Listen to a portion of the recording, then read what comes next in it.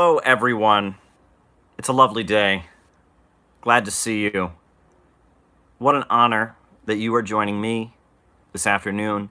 In my lovely Brooklyn apartment, we have so much to talk about today. Folks, I am just going to jump right into it. I am just going to jump right into it. No need to not jump into it. I am just going to jump right into it. Folks, have you ever played whack-a-mole?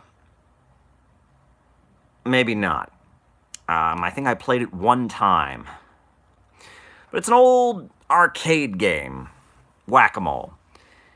Basically, you, the player, have a hammer, and then you see a mole pop up. And when you see the mole pop up, you must whack the mole. Something pops up, you take that little hammer, kaboom, and you whack the other one, kaboom. And the trick is to see how fast you can go. It's called whack-a-mole.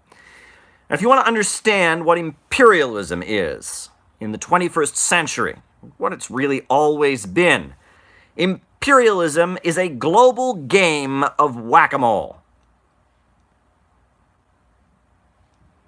You need not look any further than recent events in Bolivia. Bolivia was a country that was rising up from poverty, the highest rate of GDP growth in all of South America.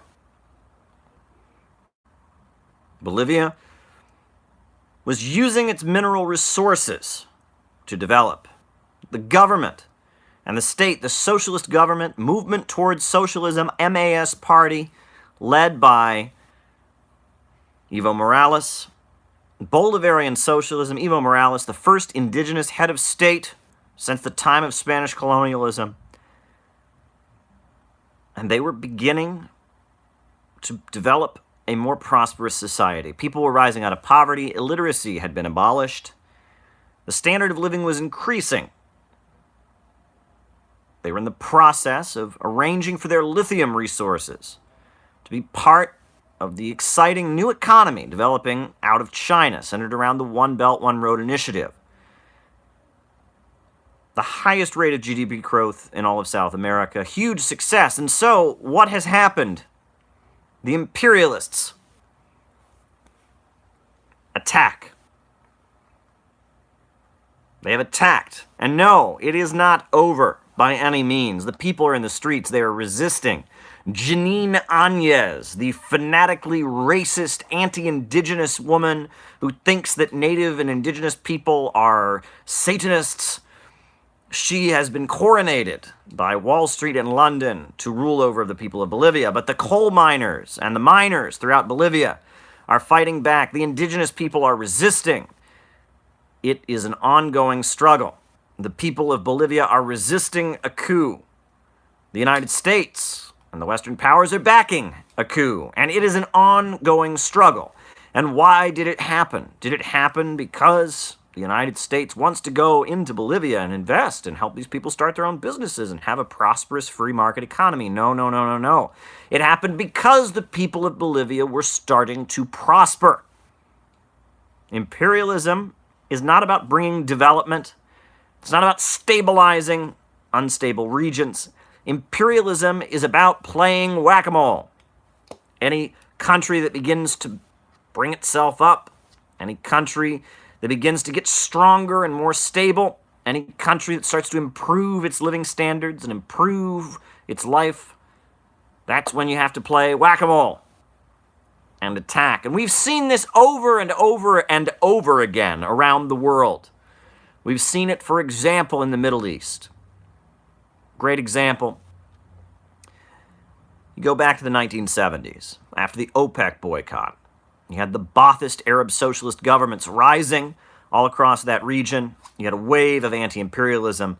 You had the oil countries, the oil-producing states, demanding a much higher price than ever before. You had an influx of capital into that region, and you had conferences going on in the Middle East in which they were actively talking about how do we stop being the oil plantation of Wall Street and London? How do we start using our oil resources to raise this region up out of poverty? You had leaders like Gaddafi You had leaders like Saddam Hussein. You had leaders like the Syrian Baathists. You had leaders, from all across the region, nationalists, Arab nationalists, Marxists, socialists, even factions within Saudi Arabia, even factions within the right-wing monarchical regimes, talking about economic development. And you had the Soviet Union talking to Arab countries about what can we do to help you get out of this trap of being the rest of the world's oil colony, of being Wall Street and London's oil plantation. The Soviet Union talking about industrializing the Middle East. The Soviet Union talking about bringing industrialization into the Middle East. But then, 1977, you have the election of Menachem Begin from the Likud party in Israel. Eventually, you have the Iraq-Iran war. Millions of people being killed. You have Zbigniew Brzezinski, who starts funding and training Islamic extremists and Sunni fanatical Wahhabis to go fight in Afghanistan, and empowering fanatical sections within Saudi Arabia, people like the Bin Laden family. Yes, as the Middle East was starting to become a prosperous region, that is when the imperialists did what they always do, and they played whack-a-mole. That's what imperialism is. When Russia was impoverished before the Russian Revolution, it wasn't an issue. When Russia was impoverished during the 1990s, after the fall of the Soviet Union, when the country was just wrecked and in a catastrophe state under the Yeltsin administration, where the country was just in ruin, the USA had no problem with Russia. But after Vladimir Putin came into office and nationalized the oil and gas and started stabilizing the economy, when Russia once again started rising, that was when the United States became more and more anti-Russian and started playing whack-a-mole. When China was the sick man of Asia, one of the deeply poor countries, mass deaths of malnutrition occurred routinely. All kinds of famines happened all the time. The U.S. government had no issue with China. But when China had its 1949 revolution and started pulling itself up by its bootstraps, more recently, now that China has risen to be the second largest economy in the world, now the imperialists are playing whack-a-mole. That's what imperialism is. If you want to understand imperialism, look up that old arcade game, Whack-a-Mole. It's about keeping people poor, making sure nothing pops up so that Wall Street and London can stay rich. It is about maintaining a monopoly for huge multinational corporations and banks. It's about keeping us on the oil-based economic order because they control the oil markets, and they've been in the oil business since the beginning of time, since oil became so prominent. Look up who the Rockefellers are, look up who the Morgans are. Right? They've been in the oil business for years. That's what imperialism is. It is about keeping the world poor so Wall Street and London can stay rich. It is playing whack-a-mole. And that's what they are doing. They have their hammer, and they see a country start to pop up, and they go, not that, kaboom. No, they like countries that are dirt poor. They love Nigeria, right? Nigeria, at this point, since the fall of Libya, is the highest oil exporting country in Africa, but the people there are largely illiterate. The people there largely don't have access to health care. Malnutrition is very common. Child labor is very common. Millions of people there in poverty. The country is divided as Muslims and Christians fight each other, and the imperialists love it. They loved Goodluck Jonathan. Some of them were a little bit nervous about Buhari when he took power. He was the military dictator in the 80s. He took power, first Muslim president in a long time. But they seem to get along with him very, very well. Imperialism is not about economic development. The imperialists love the government of Guatemala. The imperialists love the government of Honduras, but they hate the government of Nicaragua. The government of Nicaragua, where the slogan of socialism, Christianity, and solidarity, cooperation with China, industrialization, people rising up out of poverty, and so that's where they fund a dissident movement. That's where they promote, indigenous groups that are against economic development. That's where they do everything they can to destabilize Nicaragua. Why? Because Nicaragua is rising up, and they are playing whack-a-mole. It's not about domino theory. It's not about communism. It's not about ideology. It's not about human rights. It's about playing whack-a-mole. It is about playing whack-a-mole. That is what the imperialists do. They're trying to maintain a global order in which poverty remains a fact. Folks, it's Sunday afternoon. It's wintertime here in New York. It's gotten to be a little bit chilly lately. Now is the time for you to do that thing that we love for you to do, where you say your name and location. Give me a shout out. Start throwing them at me. I love you all. I see Ramiro from Los Angeles is with us. I see Steven Schneider is with us. I see Brandon Arvia is with us. I see Maupin Time is with us. I see Pasta Bazooka. I see Moss, the DSA logo guy. I see Dan Uko from New Jersey. I see Jenny Lynn, who's freezing in Ohio. I see JT24 from Mississippi. I see St. Louis John. I see Stuart Becker out in Texas. I see Cleveland Semenchik, Christopher Semenchik in Cleveland. I see Kareem Moop. I see Split Seconds from Texas. I see Lincolnite Yankee in the Carolinas. I see Tootie Fan in Melbourne, Australia. I see Elias from Wisconsin. I see someone saying they're from the DPRK. That's cool. I see Pasta Bazooka, New York City Mom's Basement. I see Lisa Hauserman, longtime friend of the show. I see MRRED, Caleb Maupin, hello from California. Shonen Ronan is with us. Orga Mecca from the UK is with us. Wow. Tim Stacy from Kentucky is with us. Stephen Schneiderman is in Alberta, Canada. Stephen Schneider. Sean Robinson from the UK. Neon Noir. Kerr the Third from Russia with Love.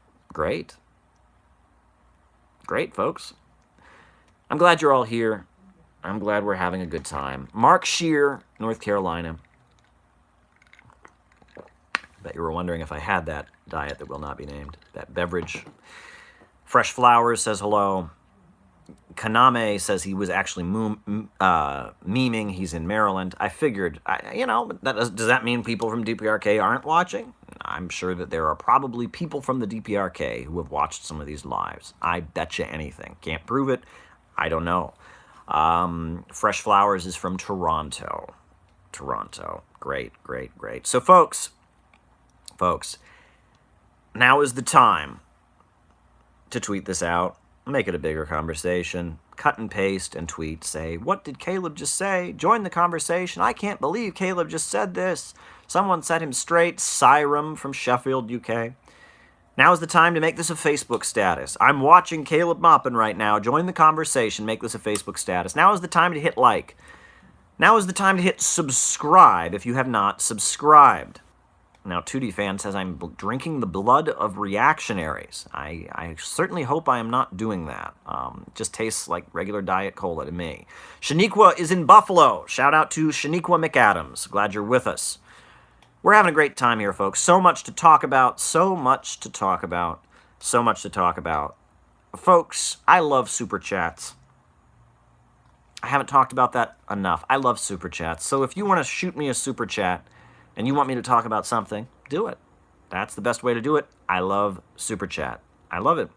So folks, now that we're here, now that we've done our roll call, I want to draw your attention to a couple things.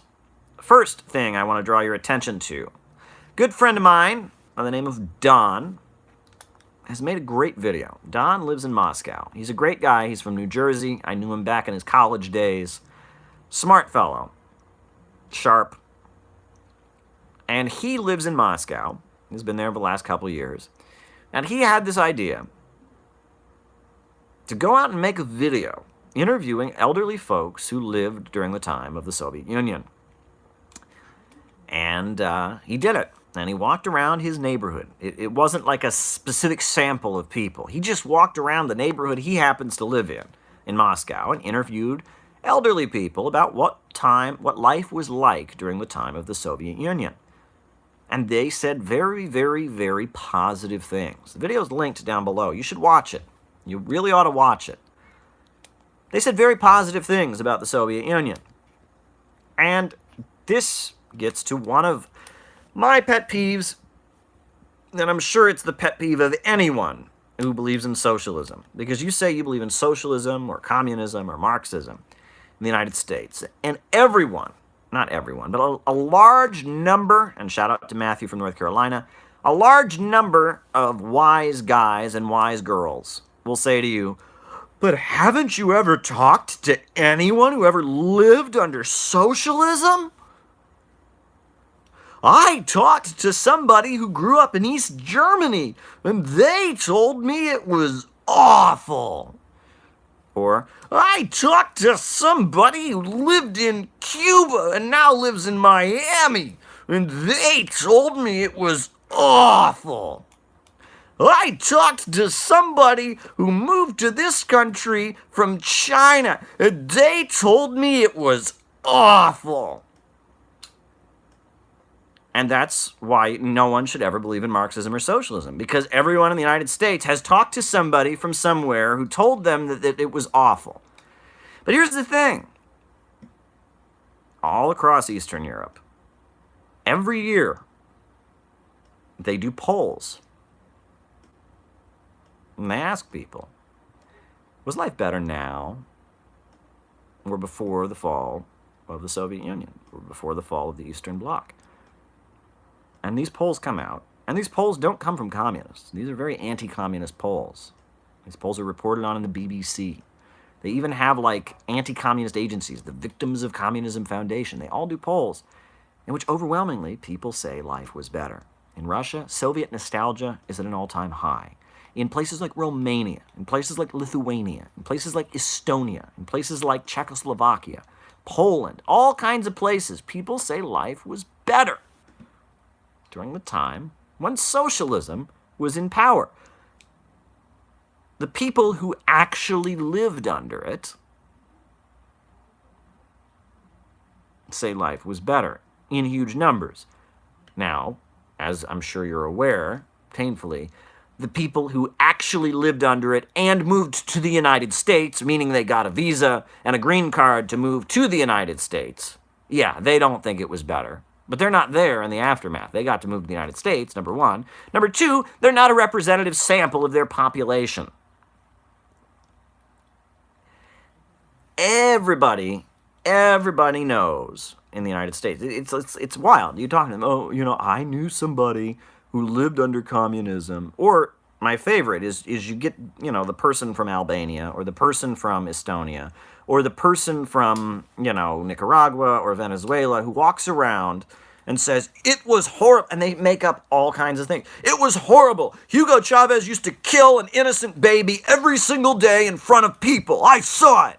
And you say, really? Really? That happened? Oh, what? You don't believe me? Oh, I was there. I saw it. I mean, what do you say to that? And you can't argue with them. Oh, I was there. I saw. They can make up anything. They can say anything. I was there. I saw it. And you're not allowed to argue with them. And now, this is the craziest thing, right?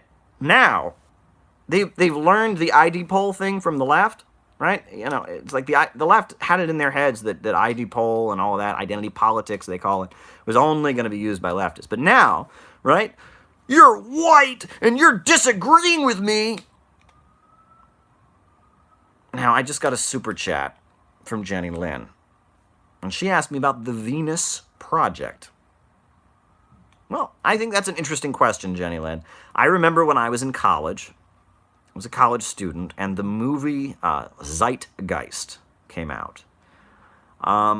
And what was interesting is like everyone in my college dorm watched it. It was actually, it went everywhere. It went viral. That movie was very, very popular. It was one of those like conspiracy films that everyone watched. There was Loose Change, was about 9/11, but then Zeitgeist came out, and that was, the first part I think was about 9/11 truth kind of stuff, and then the next part that came out was about religion and astrological symbolism in religion, and then the final part of the film was about the Federal Reserve. And I remember watching that, and at the time I was opposed, actually. I was frustrated with it, but overall I feel like that film, in criticizing the establishment, it was good. There are things about it I wouldn't agree with now. All through the film. And there's certainly a lot of things that people that are that are critics of the official story of 9/11 say that I don't quite buy. I mean, that doesn't mean I buy into the official story. I'm just telling you there's things that they say I don't quite buy. And some of their stuff about the Federal Reserve, they tried to claim like the Federal Reserve was on both sides of the Vietnam War at one point. I didn't agree with that. But it was an interesting thing. And in a period when Marxism was so weak, the fact that something like that would come along and fill the void was quite interesting. And what I repeatedly would point out to people who are fans of that movie and supporters of the Venus Project is I would point out to them that their vision, their ultimate long-term vision of a resource-based economy is a lot like communism, right? The idea is a society that is so prosperous, a society where there's so much material abundance that people don't really need to be coerced in any way. The state kind of withers away and fades away. And that technology is really important. Now, what was missing from the film Zeitgeist is the contradiction that Marx described so accurately in Capital, like the thesis of Marx, the economic concept that defines Marxism, is this understanding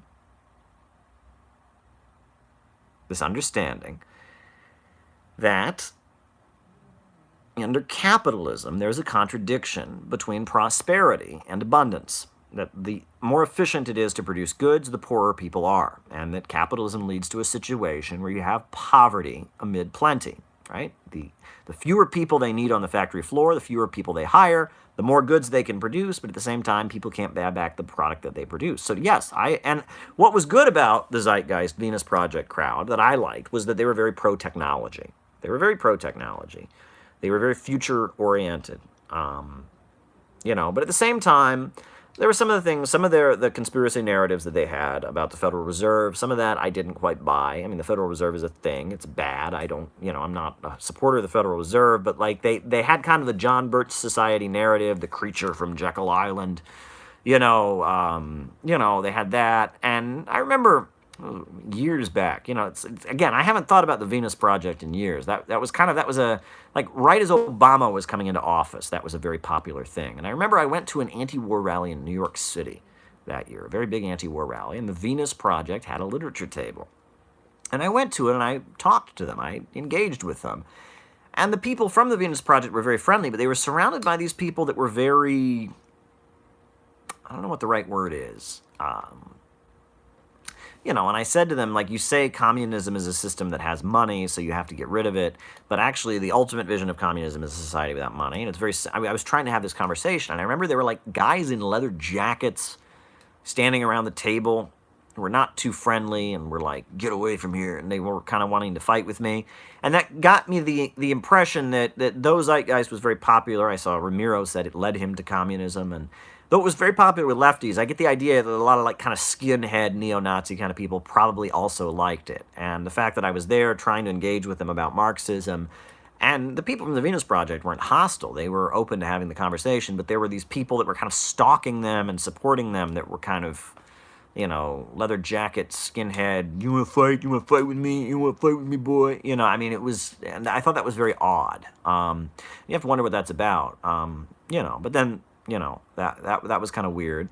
But overall, yeah, I feel like in some instances, I was a Marxist activist. I was a little bit too, everyone should become a communist, and that's, that there's a reason that hasn't happened, and the left is in bad shape, and that it makes sense that people would follow a movie that went viral on the internet like the Venus Project and not join some Marxist group.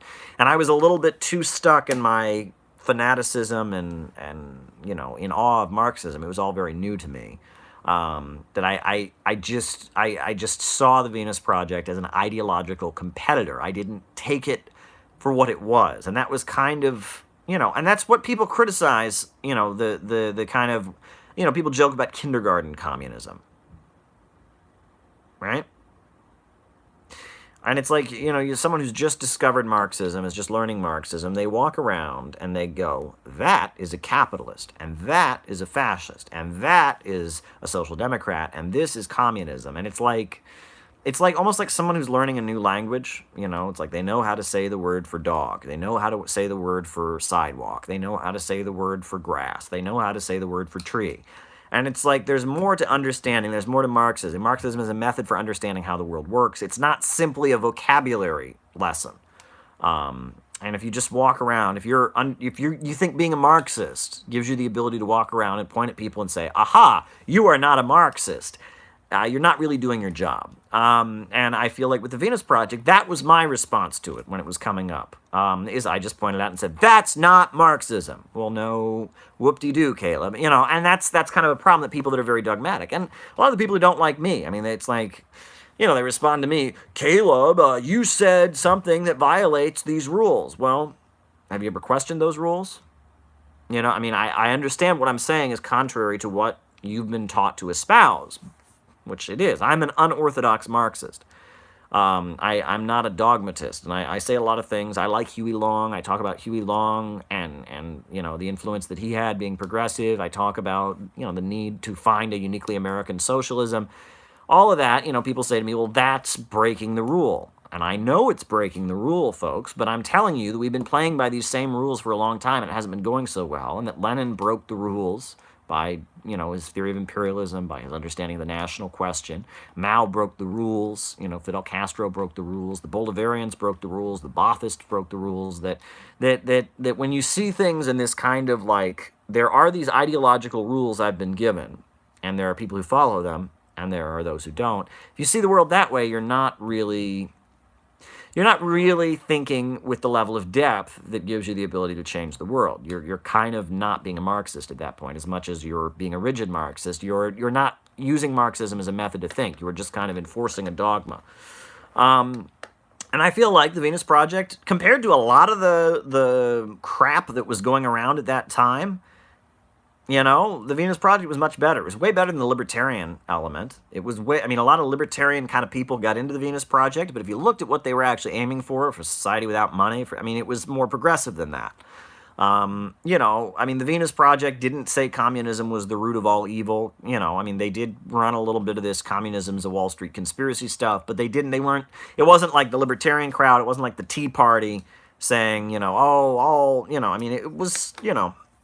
was a little bit better. And I feel like if something like that were around today, which there's plenty of things that are comparable, what I would want to do as someone who believes in Marxism, I would want to find a way to engage with those people about Marxism, maybe even find some common ground, right? Not just point at them and say, "You are not a Marxist." And maybe I was trying to do that on some level, but, the people around them saying, "I want to fight, you want to fight," but at the same time, I should have been more open to engaging with them. And that's the whole thing. You can't expect that everyone is going to adopt Marxism as their ideology, right? Even in the socialist countries, the Communist Party is never the majority of the population. It's always a small minority. In China today, maybe they have 90 million members of the Communist Party, but China's got 1 billion people in it, right? Even in countries where communism is the ruling ideology, the majority of the population, generally, most people are not capable of understanding things with that level of depth. Let's just be real about it, okay? Most people think about politics in terms of, which candidate am I going to vote for? My income went up. Life is better. Most people don't think about politics with enough depth to really become ideological. They just don't. So expecting everyone to do that is a little bit of an unrealistic expectation. And that's the contradiction. That's actually a big contradiction. That's a big contradiction of being a Marxist, is you realize that everyone is not going to agree with you. And then the question is, do you then hate them for it and build an isolated sect and just hate the world and curse it and find your little group of comrades who you can hate the world with? Or do you operate in a way that you can influence things and eventually move society towards socialism, realizing that people are never going to be at the point where they really fully understand things the way you do? Right? That's a fair question. Think about it.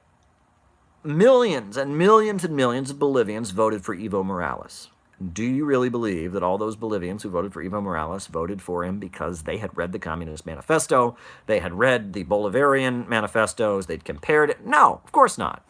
A lot of people voted for Evo Morales because, hey, he was indigenous, they're indigenous. A lot of people voted for Evo Morales because, hey, things have been really, really bad under the right wing. They've been, gutting the place economically. This guy has some good ideas. He's charismatic. They voted for Let's be real, folks, that there is, and it's weird because I feel like, the old Leninist model of doing things is a little bit rigid, right? I mean, it's like, you talk about the party line and the mass line, right? There's what we think and there's what we tell everybody else. Well, you don't want to be like that, and that doesn't work nowadays. In the age of internet and transparency, that doesn't work. But there's a level of truth. It's based on an actual reality, right? I mean, it's based on an actual reality, which is that most people, unfortunately, are not capable of being fully won over to these ideas. So what do you do? Now, I hope that answers Jenny Lynn's question. And I mean, and I feel like it shows, I'm giving you an answer that's different than the answer I initially gave when those folks were first around. And that the reason that I say that is because the world has changed. I hope that gives you an answer to your question, Jenny Lynn. Now, also below, I linked an article that I wrote last week. It was published, New Eastern Outlook magazine, which is put out by the Russian Academy of Sciences. But they published it, but I also published it on my own website. The link is down below. And as you should know, so I did a thing about Gen X radicals last week. That got me thinking. And I kept thinking about 1999. That was 20 years ago. Exactly. This is 2019, 1999. And I kept thinking about my own life in 2019 and my own life in 1999. And I kept thinking about world events in 1999 versus world events in 2019. And so based on that, I wrote this article, which is linked down below. Very widely loved article. A lot of feedback on it. George Galloway tweeted it out. It was tweeted out by George Galloway, right? The former member of parliament in Britain, TV host, great guy. Met him. Really a great fellow. He and I get along very, very well. I really have a lot of admiration for him, and he said some really nice things about me, which I'm deeply honored by. He shared it. He liked it, and it was a popular article. And it's linked down below. You can read it. But I just wanted to talk about some of the content. So 1999, I was 12 years old in the year of 1999. And in 1999, a lot of things got going. In terms of big events, 1999 was the year that China outlawed the Falun Gong cult. The Falun Gong is a religious group in China. They're Buddhists, and they believe that interracial marriage is wrong, that if you're a result of an interracial marriage, you have no soul.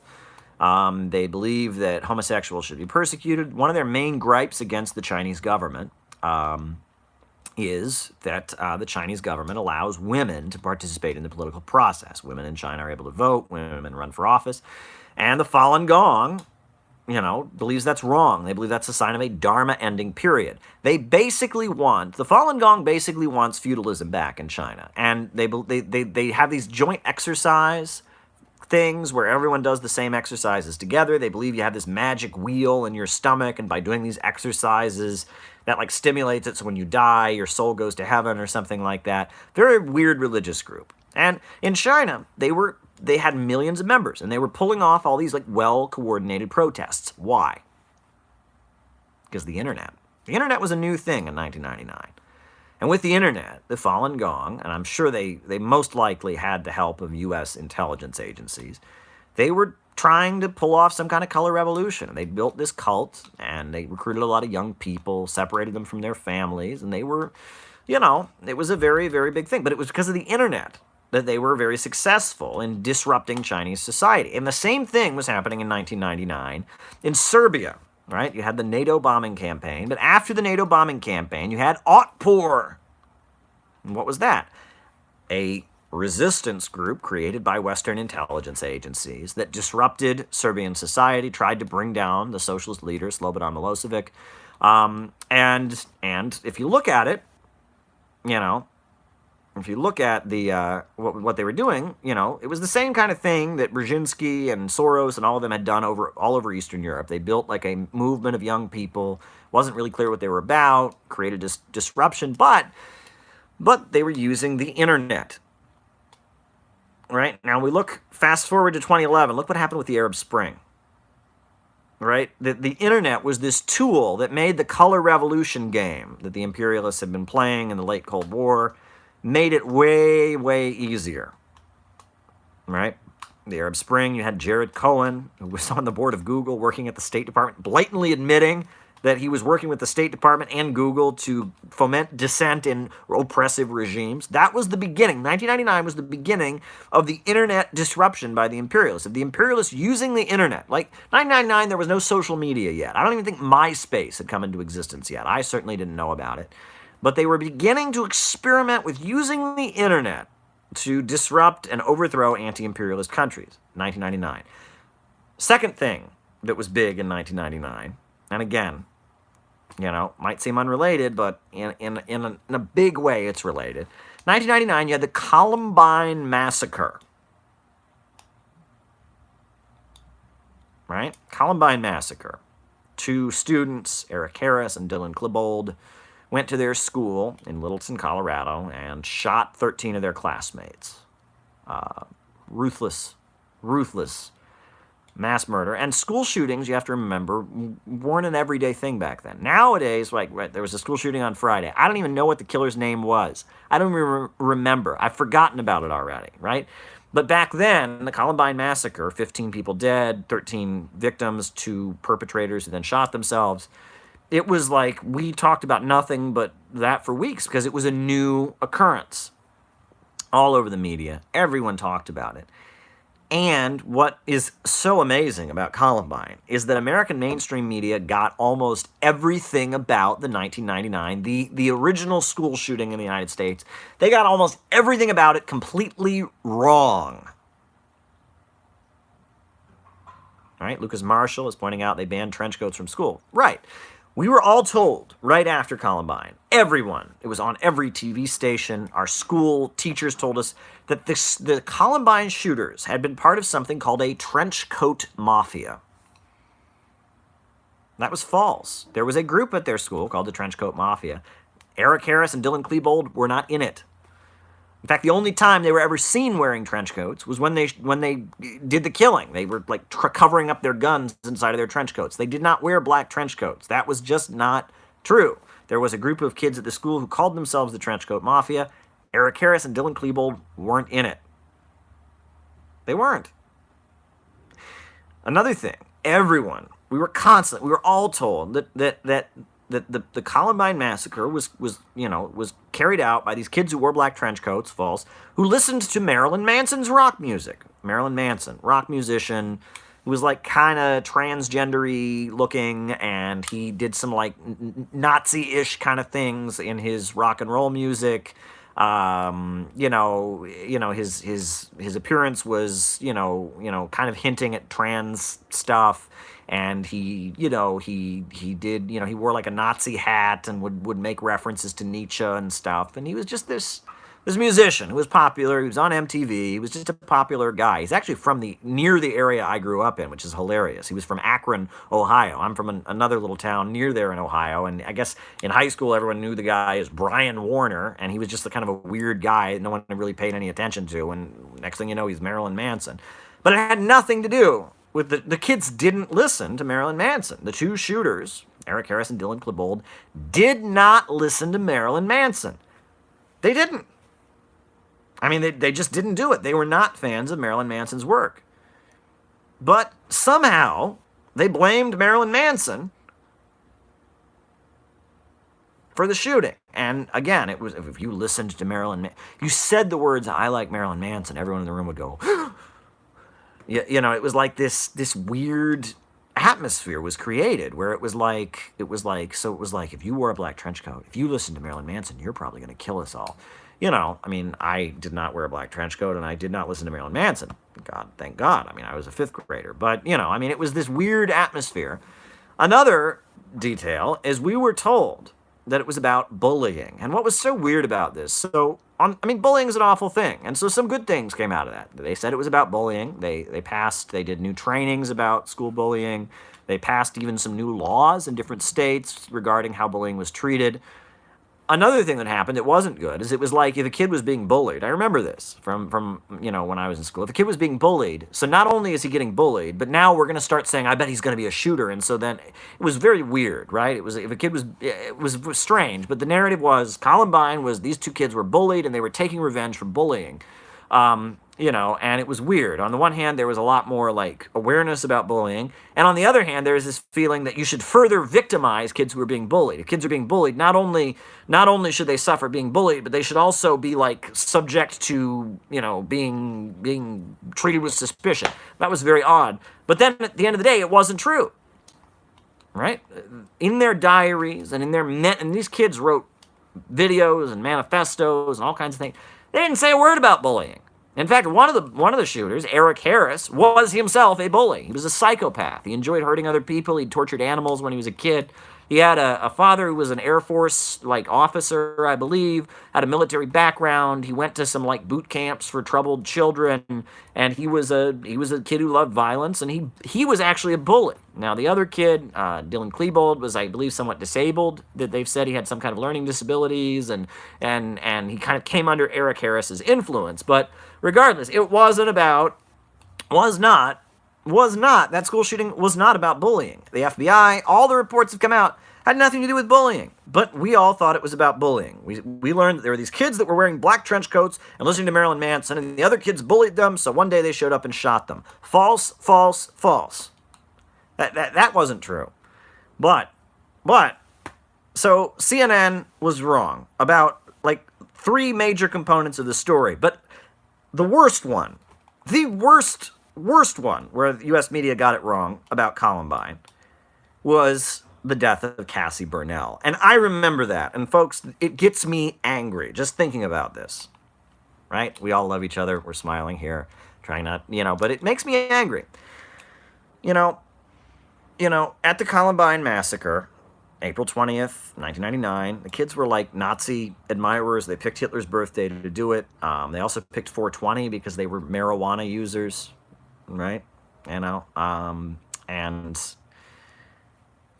So they killed a young woman by the name of Cassie Burnell. Cassie Burnell was killed. And the thing is, there were even audio recordings of Cassie Burnell's death. There were audio recordings. Cassie Burnell was murdered ruthlessly, right? I believe the way that she was killed, according to the videotapes or the audio recordings, according to all the witnesses, she was hiding under a desk, and one of the shooters said peekaboo to her and killed her. Ruthless murder. Disgusting. Tragic. However, Cassie Burnell's mother came up with another version of how Cassie Burnell died. I was told, there was this book that came out that was a bestseller. It was on the New York Times bestseller list called She Said Yes. And everyone at my school in Ohio read it. For the next 3-4 years, everyone was talking about She Said Yes. And it was this book that claimed that Cassie Burnell had been killed for believing in Jesus. She'd been asked, do you believe in Jesus? She said yes, and they killed her. And the book is actually called She Said Yes, The Unlikely Martyrdom of Cassie Burnell. And this book was a lie. It was a big, fat lie. I mean, Cassie Burnell was an evangelical, that's true. So were a lot of people in Colorado. Colorado Springs, you have to remember, was the center of the religious right. That's where Ted Haggard was, focus on the family. And Cassie Burnell was just killed. And her mother wrote this book about how her daughter had been killed for believing in Jesus. It's this big, the book reads like a manifesto, right? And Cassie Burnell had been experimenting with drugs and alcohol, and her parents sent her to Christian camp, and she was born again, and she was against abortion, and she was against homosexuality, and she was a Republican, and she was asked if she believed in Jesus, and she said yes, and it was and it's this big emotional thing, and people would read this book and cry, and it's a lie. It was just a big lie. It didn't happen. It did not happen. Cassie Burnell was ruthlessly murdered. But they took her death and they made neocon evangelical propaganda out of it. And it was all a big lie. And it was easily debunked. No crime. I'm exaggerating, but it's one of the most investigated crimes in U.S. history. The government has done more to investigate that, the way Cassie Burnell was killed had nothing to, she was not asked if she believed in Jesus and killed for saying yes. That didn't happen. Didn't happen. Did not occur. I mean, it was fake news. It was fake news, but it was everywhere. People still believe this. People still read She Says Yes. That book still sold, right? In 2015, Rick Santorum, a former congressman, Republican, was telling his audiences about Cassie Burnell and how she said yes. Friend of mine, he didn't even grow up as a Christian. He grew up as a conservative Jew. And at his high school, Misty Burnell showed up and gave a big speech about She Said Yes. And it was fake news. It was a lie. It was a lie. And you think, why do people do this, right? And that after all the evidence came out that it didn't happen, the minister of her church said, well, we're just going to keep telling people this anyway. It's what we choose to believe, basically. Crazy, right? Mainstream media took a horrendous incident, 2 high school kids going and killing 13 of their classmates and teachers, and they turned it into, they made stuff up. Everything we were told for years after Columbine, everyone believed that they wore black trench coats, that they listened to Marilyn Manson, that they were being bullied, that they killed Cassie Burnell for being a Christian. All of that was malarkey. It was fake. U.S. mainstream media lies, folks. It lies. Now, the first 3, you can say, well, they just got it wrong. The Cassie Burnell thing was a pretty big lie. That had political implications. Millions of dollars were made off the sales of that book, and political gains happened. You can believe there were a lot of people who read that book and became fervent evangelicals. Pretty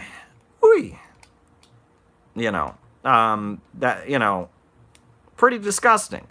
Mainstream media in the United States lies. That's what you need to know about Columbine, right? I remember that. Big pivotal moment. And school shootings kept happening, right? And now there's school shootings in the USA, Sandy Hook, and it just happens over and over again.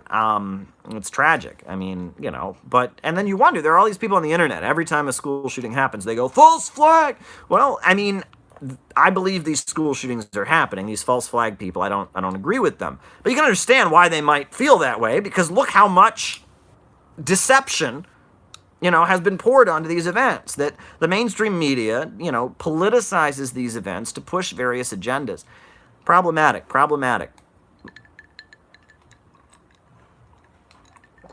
But 1999 was also a pivotal year.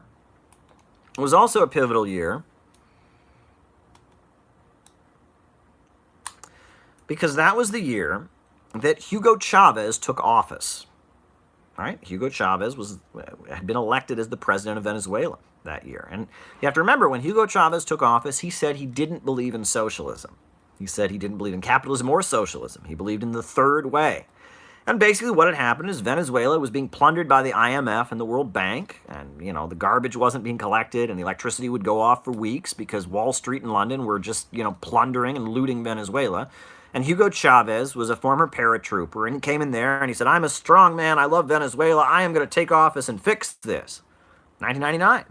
And think what happened with that, right? Think how much that changed world history. We didn't see it coming. I didn't even hear the name Hugo Chavez in 1999. I had no clue. However, when in 1999, I visited Ecuador. I was a little 12-year-old child.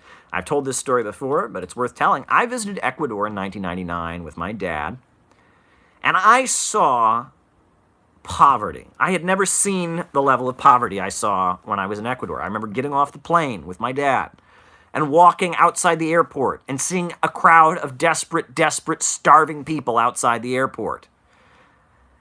I had never seen anything like that. And, we were in the Galapagos Islands where my dad was, leading a nature tour, kind of a side job he had. But we spent some time in Quito, and every place we went around the city, desperate, starving, poor people everywhere. It was just like the city was full of people sleeping on the street, people in extreme poverty. I had never seen that level of poverty. And do you know why Ecuador was in that extreme poverty in 1999? Neoliberalism, right? They had deregulated lending, right? Easy, high-risk loans were being handed out. They had privatized things. There had been a crisis on the Asian markets, so the oil price had gone down. all these people. There was El Nino, which had wrecked the countryside and the growing of crops, and because of all of that, there was just all kinds of people in Ecuador who lost their land. There was a crisis of malnutrition. People died of malnutrition. 200,000 people fled Ecuador, left the country. All the poor people in the countryside lost their land and ended up moving into the cities. Ecuador was in an economic disaster, and I saw it. I didn't know it at the time, but that's what Wall Street in London and the IMF and the World Bank and neoliberalism was doing to people around the world. And they were doing it in Bolivia, and they were doing it in Venezuela, and they were doing it in Eastern Europe in particular, right? In Eastern Europe, mass poverty. I mean, they were looting Russia and all of that. And 1999 was a pivotal year because that's when the resistance really got strong. 1999, Hugo Chavez took office. 1999, the last day of 1999, December 31st, New Year's Eve, 1999, Vladimir Putin became the president of Russia. He'd been elected to be the prime minister in August, and he came in and started rolling back neoliberalism and nationalizing the oil and gas, and he started cleaning up the mess that free market capitalism created in Latin America, or in Russia. Right? And that was a big, big turning point, right? Whether it was Bolivarianism, the beginning of Bolivarianism in Latin America, whether it was, Putin coming into office. But then other things happened that year, right? That year was the Battle of Seattle. And I remember seeing it when I was a kid. The Battle of Seattle, all these people on the streets protesting the World Trade Organization, getting hit with rubber bullets as they protested it. There was actually a member of the Workers' World Party, an older fellow by the name of Key Martin. And he was hit with a rubber bullet when he was video recording the Battle of Seattle. He didn't die directly from the bullet hitting him, but it added to the health problems that eventually killed him a year later. It contributed, certainly, to his death. Key Martin. On the streets of Seattle, you had anarchists and leftists and labor unionists out there battling the police and getting hit with rubber bullets and tear gas. It was a big event, right? And what was the World Trade Organization? Neoliberalism. It was this economic program that was destroying American jobs. It was looting Ecuador, looting Bolivia, looting South America, looting Eastern Europe, right? And just like the people of Eastern Europe, were starting to challenge things, just like Putin came in Russia to fight neoliberalism, just like Evo Morales came in Bolivia to fight neoliberalism, Hugo Chavez came in to fight neoliberalism. Well, Americans, a small minority of us were out in Seattle fighting against neoliberalism, and it got rough, the Battle of Seattle. What else happened in 1999? The first Scottish Parliament took office. The first time the Scots had their own parliament. And why did they want their own parliament? And see, Scotland is a stronghold of labor unions and miners and working class people. And, in the 80s, Scotland, they hated Margaret Thatcher and her cutbacks and her conservatism. They hated Maggie Thatcher. They were all for the Labour Party.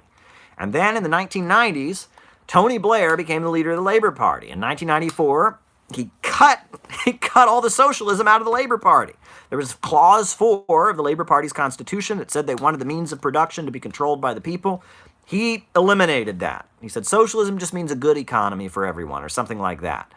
And so, after all these cuts, after Margaret Thatcher and her war on the coal miners and all of that, Tony Blair, becomes the leader of the Labour Party in 1994. He eventually becomes prime minister in 1997.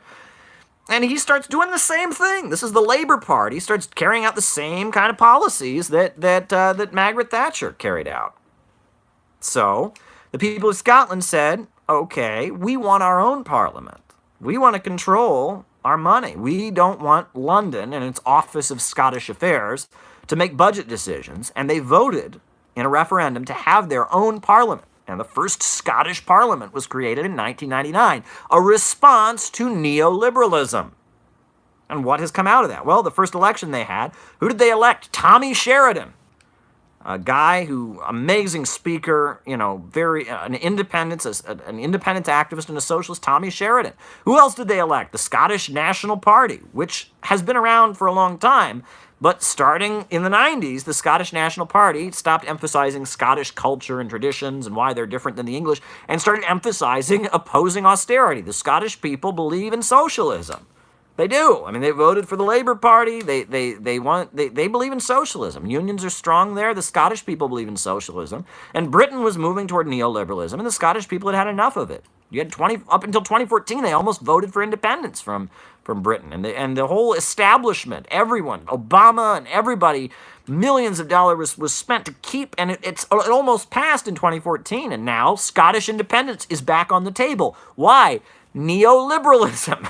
That's what it's about, right? That they've got all the oil, they've got all the natural gas, and they're saying, why should we not be able to give free college to people? Why should we have cuts in our NHS, right? I mean, Scottish independence got its first big boost in 1999, neoliberalism. And the reason that 1999 was a turning point, and this is the point of my article, linked below. Please share it, by the way. Please tweet it out. People need to read this article.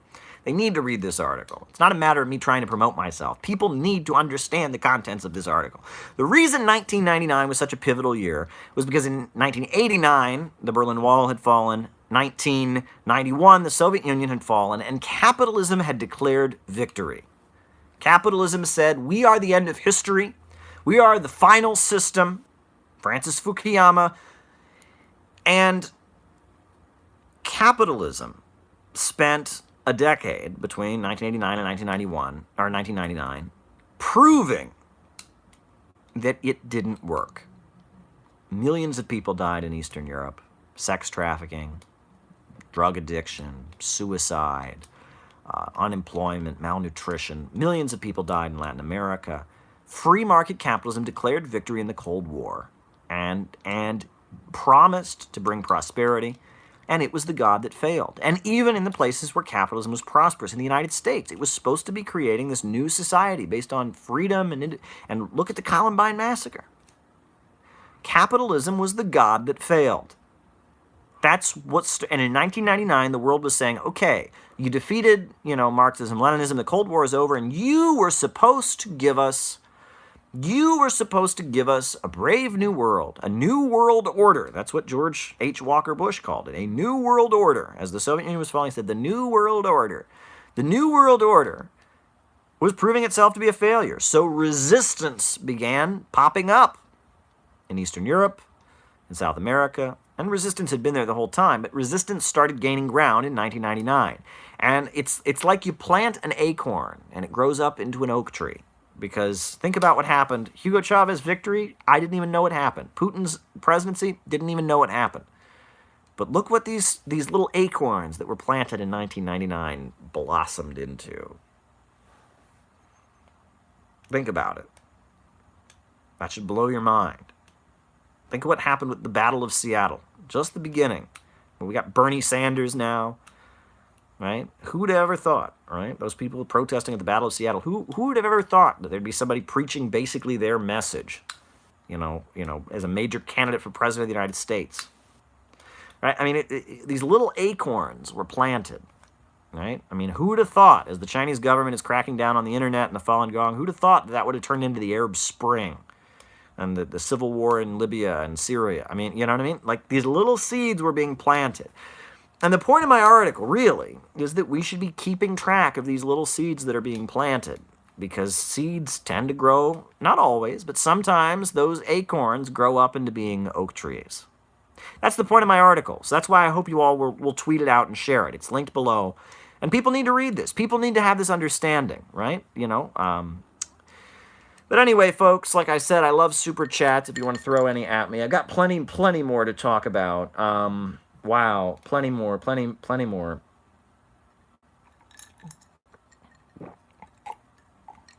Well, what's on your mind, folks? I want to talk about what you want to talk about. I don't want this to be a one-way conversation. I've got plenty to talk about like I always do, but there are many other things I can talk about. I'm just looking over people's comments. People are talking about different things. I see Virius Ducks, and he says, I have read articles that devolved for Yorkshire.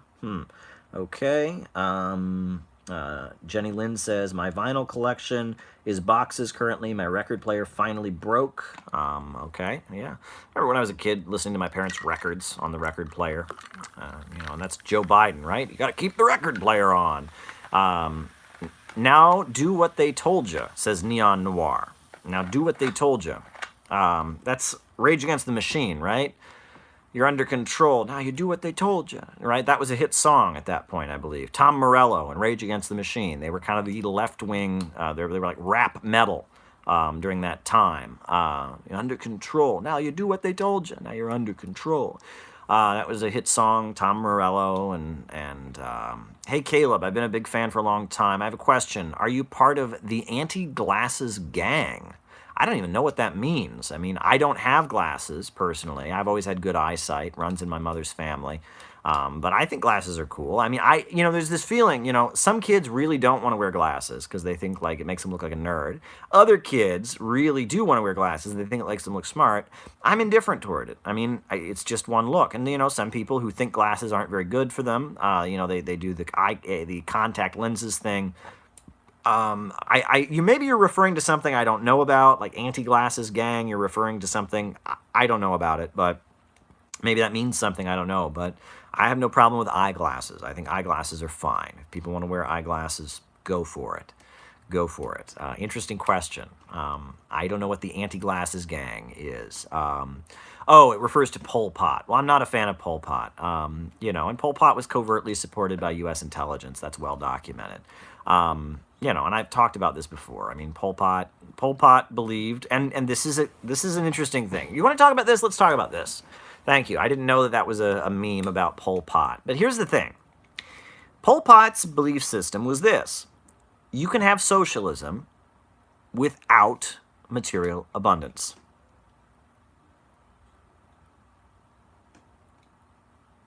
That's basically what Pol Pot believed. You can build socialism without material abundance, right?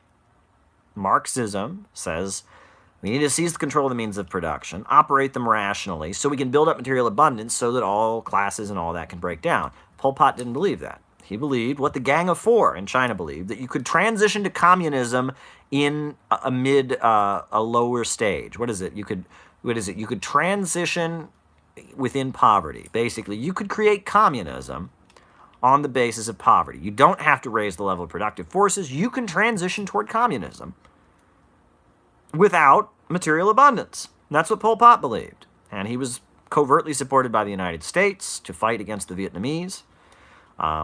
And at that point, China, still had the Gang of Four foreign policy. Deng Xiaoping had just come in, but they had the Gang of Four, theory of three worlds foreign policy. So they then came to Pol Pot's aid. Pol Pot, and it was the Kampuchea War, and it was horrendous. And you had communists killing other communists. It was a horrendous episode. 1978, right? Pol Pot, Cambodia, which he called Democratic Kampuchea. It was an agrarian country. He didn't want to industrialize. Forcibly, evacuated all the people from the cities. And started killing the actually Marxist-Leninist wing of his own party. There was a border clash. Vietnam and Cambodia started having a fight, right?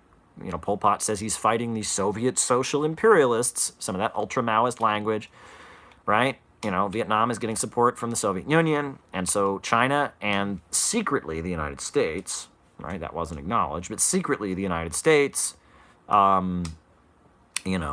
covertly just dropping weapons and support to Pol Pot, and you had a war. And what's pretty crazy about that is now people who love, welcome Heidi, people who love the Vietnam War, people who think the Vietnam War was necessary and good, will often say, well, look what happened when we pulled out of Vietnam. Oh, look at all the killing there, the communists killed so many people after the Vietnam War was over. No one ever talks about the ones the communists killed. They say America killed 1 million people, but look at all the communists. Well, no. The USA was covertly supporting Pol Pot to kill a lot of people. The Vietnamese communists, with support from the Soviet Union, had to fight against Pol Pot. And the Vietnam War ended, and this is what you need to remember, right? The Vietnam War ended, right? The USA withdrew from Vietnam. 1975, Vietnam is unified. And Jimmy Carter is remembered very famously as being the only president who didn't go to war, right? The USA didn't send troops to any country. But the reason Jimmy Carter didn't send troops to any country is because he called himself, he actually referred to himself as a student of Zbigniew Brzezinski. Zbigniew Brzezinski is a Polish fellow who was one of the main strategists for the CIA and eventually became National Security Advisor under Jimmy Carter. And he believed in soft power. Rather than have a big war and kill communists, why don't you find weird people within the communist movement who are dissidents, pay them, give them guns to fight other communists? And that was the strategy. Vietnam didn't have peace. They didn't actually begin to have peaceful development of socialism until 1980. Right? And that they always say, oh, there was all this mass killing. The communists killed so many people. Well, no, the USA intentionally stirred up with covert operations, a fight, covertly supported Pol Pot to attack the Soviet communists and then China, and it was a big mess. Yes, there was a huge amount of mass killing in the aftermath of the Vietnam War because the United States, instead of waging an actual war, started waging a covert war, which is much more effective and sinister, right? And there were long-standing ethnic disagreements, right? I mean, the people of China and the people of Vietnam, there's long-standing rivalry there going back thousands of years. The people of Cambodia and the people of Vietnam, long-standing rivalry going back thousands of years. And Brzezinski and Henry Kissinger, those two people, sinister folks, they figured out the best way to play whack-a-mole in Southeast Asia. The best way to play whack-a-mole in Southeast Asia was not to have U.S. troops there and bomb everything and kill people, but, let's covertly manipulate things. Zbigniew Brzezinski wrote a book called The Grand Chessboard, which he said you have to keep the barbarians killing each other.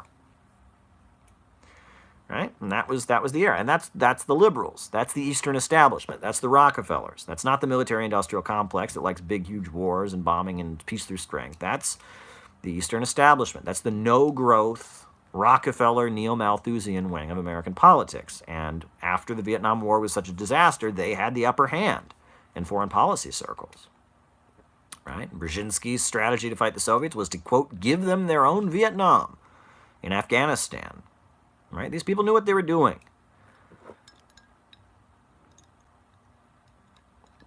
These people knew very, very well what they were doing, folks. So I hope that answers your question. I'm reading people's comments. Confirmation, anti-capitalist friend, priest, I'm a hard Marxist. What else is going on? People are talking. Okay. Back to kind of one of the topics we were talking about before, where I was talking about Columbine and Cassie Burnell, and she said yes, and how they lied. I want to say a couple more things about that. Couple more things. First of all, there's a very famous clip, and I thank you, Lawrence Chu, for the super chat. I generally don't want to go there. I do apologize, but there's a lot of different parties out there. I'll answer your question. I'll answer it in kind of a roundabout way. There's a lot of different Marxist parties out there. You named one of them, but that's one of many. Now, there's about 10 that have any substantial membership. That one you mentioned is one of them. And my attitude toward all those groups, basically at this point, Lawrence, is the same. They're all full of very good people that have very, very good intentions. But they all, how much are they really getting done? And I think that there's a lot of people who watch these lives that are in that group or one of the other 9 or 10, or are in some of the smaller ones. And that's fine. I have no hostility toward that organization that you named. I don't agree with them on some things, and they don't agree with me on some things. But, I know a lot of people who have been in that group in the past. I know a few people that are in that group now. And again, I don't play that game anymore. I'm not going to sit here and be like, this party is better than that party. I'm not playing that game anymore. My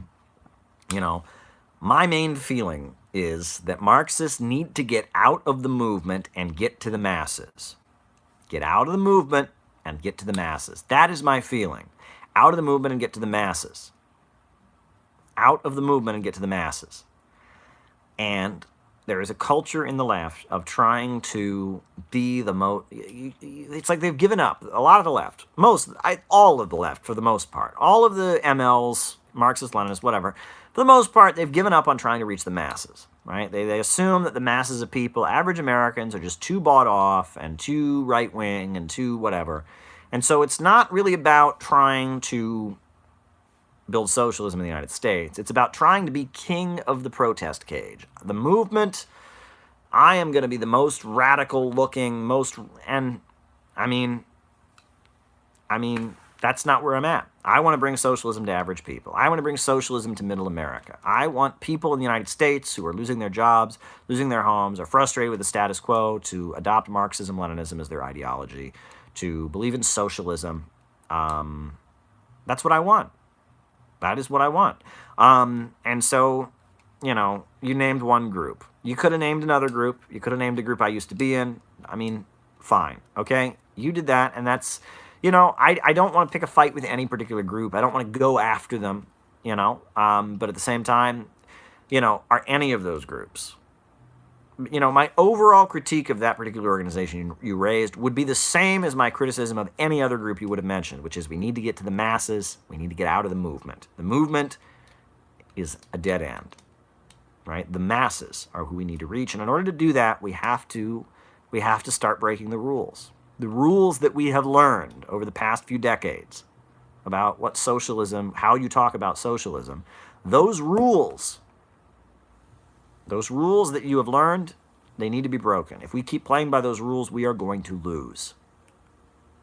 It must be said. Now, someone's inviting me to come to Missouri. I'd love to come to Missouri. My father's father lived in Missouri. My grandfather lived in Missouri.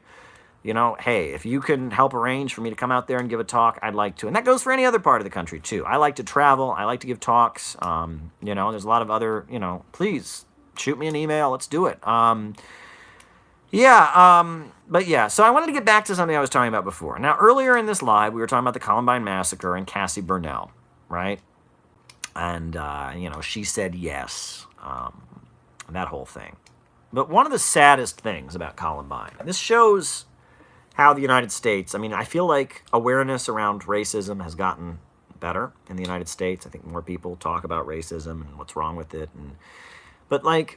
So Cassie Burnell, young white girl, was immortalized in this fictionalized book that claimed she was killed for saying yes to saying that she believed in Jesus when it didn't happen, right? All the audio recordings, all that show that didn't happen, but they made this propaganda thing about it. And you'll remember that there's a very famous clip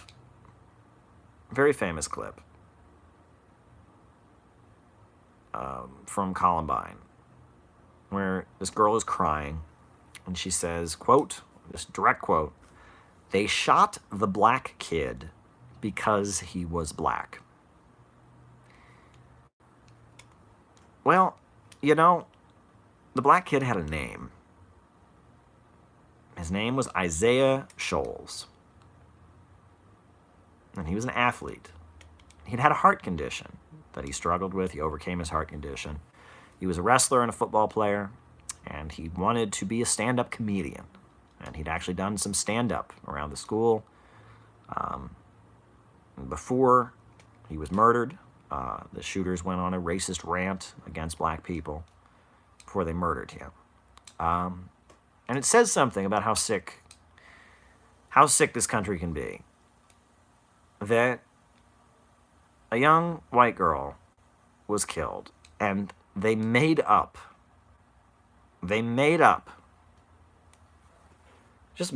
this story. She was a martyr. This is why you should join the evangelical movement. And they made up this whole thing about how she died. Made it up. It's been debunked. They turned her death into a highly politicized thing. And all anyone knows about Isaiah Shoals, no one knows his name. They know he's the black kid. And he was killed because he was black. And that just breaks my heart to think about that. How unfair that is. Isaiah Shoals. He was a student, and they killed him because of his race. They made a big point of saying that they killed him because of his race. And all anyone even knows about him, they don't know his name. It's just, everyone knows there's that famous clip of the girl crying and saying, "They shot the black kid because he's black." And that is just infuriating to me. And it really says something about where we're at. And it's like the fact that they referred to him as the black kid. It's just heartbreaking. It really is. And then it's like, even in his death, even as the girl's crying, and she's clearly not happy that he's dead, he doesn't have a name. He's not a person. You know? I mean, you read about who Isaiah Shoals was. This is a young man who had had a really bad heart condition. You know, was able to overcome that heart condition. Went to the hospital, was treated for his heart condition. Was able to overcome it so successfully, he became an athlete. Was a wrestler and a football player. But he wasn't just that. He was apparently quite funny. And he wanted to be a stand-up comedian. And he was very entertaining to be around. You know? That's a tragedy. So is the death of Cassie Burnell. So is the death of everyone who died at the Columbine Massacre. It's a tragedy. But, I mean, how fair is it? How fair is it that for the United States of America, Isaiah Shoal goes down in history as the black kid? That's so unfair. It's so unfair. Drives me up the wall. Right? They made up a fake propaganda story about Cassie Burnell, and they pumped it out, and they used it to get people to support Bush's war and invasion of Iraq. And, you know, she's been immortalized into this cult, and people still believe a fake propaganda story about her. But all that we know about Isaiah Shoals is he's the black kid. That's racism, folks. That's racism. Now, folks, I saw someone ask me about, and it was a super chat, and I thank you for it, about Huey Newton's writings. And I have read Huey Newton's writings. Huey Newton is brilliant. Huey Newton is a very, very brilliant human being. Very brilliant fellow. Huey Newton wrote, he wrote a lot, and he developed a theory in the final years of his life called intercommunalism. It's a brilliant political theory. And he basically argued that one of the failures of the Communist Party USA, and I think he's right about this, I admire the Communist Party USA and their history, but one of the problems they had was that there was a little bit of a white savior complex, that, you know, the Communist Party USA was an overwhelmingly white organization, but they approached the black community as white people and said communism is the answer. And if you read a lot of the, political criticism of the Communist Party that came out in the 1950s, and we know that was being supported by the U.S. government and the CIA, but did the feelings that they expressed in there not exist? I'm sure they existed, right? If you read Invisible Man by Ralph Ellison, if you read Richard Wright and his critique of the Communist Party USA, he criticized the Communist Party because he said he felt like black people were not being permitted to work in their own interest and organize themselves. He felt like the overwhelmingly white people in the Communist Party were telling the black community what to do. And that they were almost using them as political pawns. That was a criticism. And Malcolm X, interestingly, made that same criticism of the civil rights movement. And even, he didn't directly criticize Communist Party USA for this, but he alluded to that. And what's interesting, this history isn't as well known, but so, the Communist Party, and even still to this day, has a lot of African-American members. And that's because you go way back to the 1930s, 1920s, they were the only group that was solidly anti-racist. The only white organization, right? And opposing Jim Crow segregation was in their manifesto from the beginning. They were a solid anti-racist group. In the 1930s, they called for the independence of the black belt. No one ever talks about this, right? But, you look at William Z. Foster's election campaign in 1932, one of their main posters was a map of the United States, and it had a section in the U.S. South carved out, and it said, this will be the African-American Soviet Republic. And they wanted independence for the black belt. They wanted the region of the United States that is majority African-American to be an autonomous region, to grant a territory to African-Americans as an oppressed nation within U.S. borders. Big deal. And then they got rid of that during the Roosevelt years, and then after the Second World War, in the overthrow of Earl Browder, the Communist Party USA restored that position, and then when Stalin died, when Khrushchev came into leadership, they got rid of that, and they no longer supported black nationalism. And there were a lot of African-American members of the Communist Party who resigned at that point. And the Young Communist League was a lot of African-American college students who were mad at American capitalism and racism, right? They were mad at American capitalism and racism, and so they joined the Communist Party because that was the group that was fighting imperialism in Africa and Asia. If you were against American imperialism, if you were against the American system, you joined the Communist Party, right?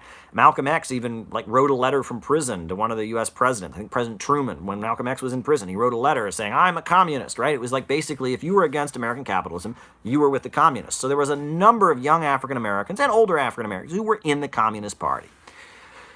And after the Communist Party dropped from its platform the belief in the independence of the Black Belt and opposed black nationalism and supported Martin Luther King and the Civil Rights Movement and officially opposed Malcolm X and black nationalism, there were a group of young people that were in the Communist Party that were African American.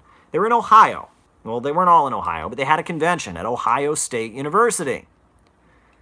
And they formed a secret Communist Party. They were mainly people that were involved in a civil rights activist group called Student Nonviolent Coordinating Committee.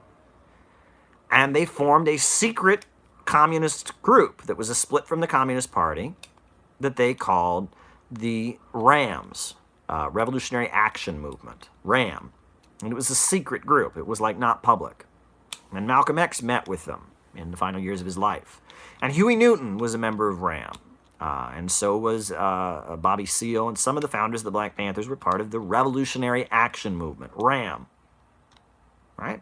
No one ever talks about that. RAM has been kind of wiped out of history. If you Google them, stuff will come up, the Marxist Internet Archive and all of that.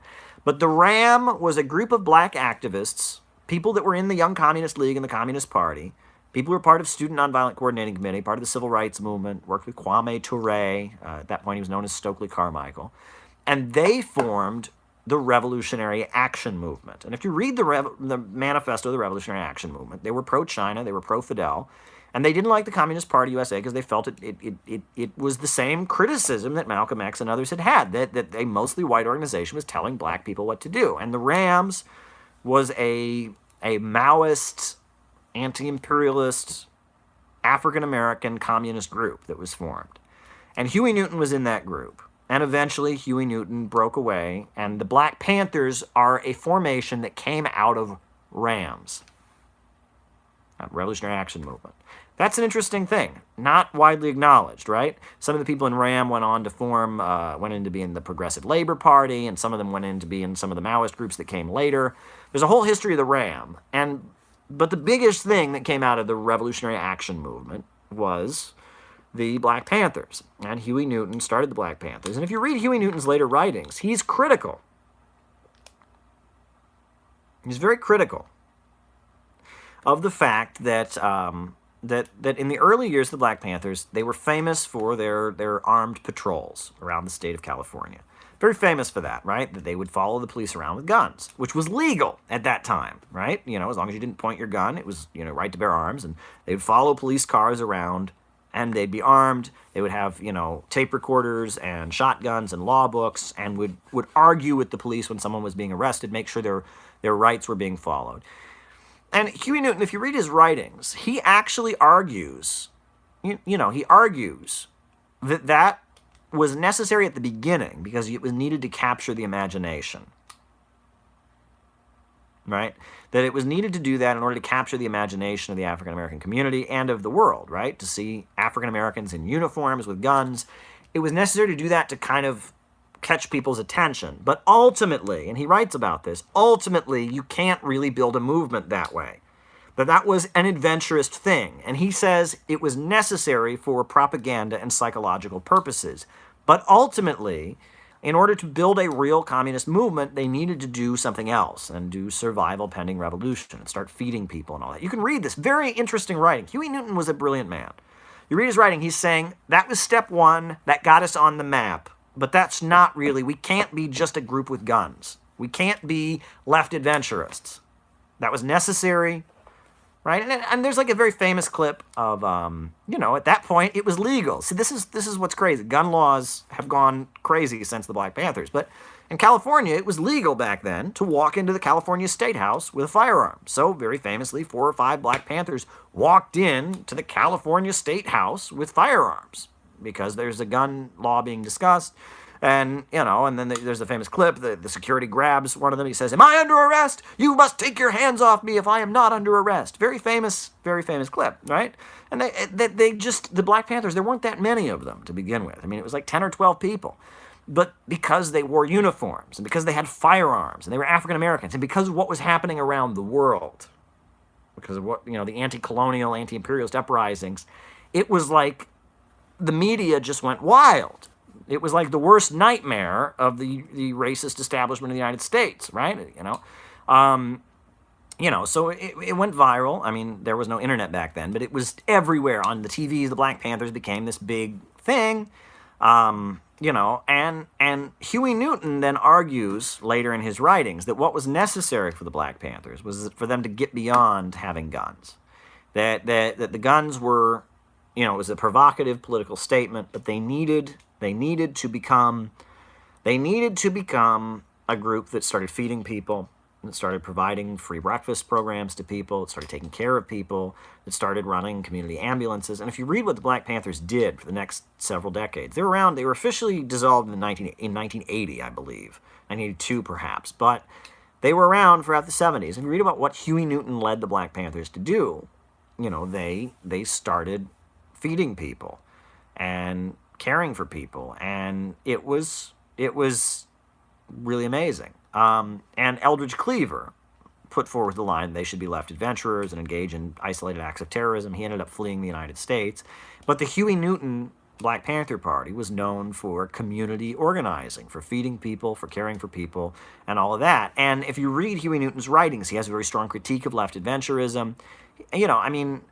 It's really good stuff. I would encourage people to read Huey Newton's writings. Was he right about everything? Obviously not.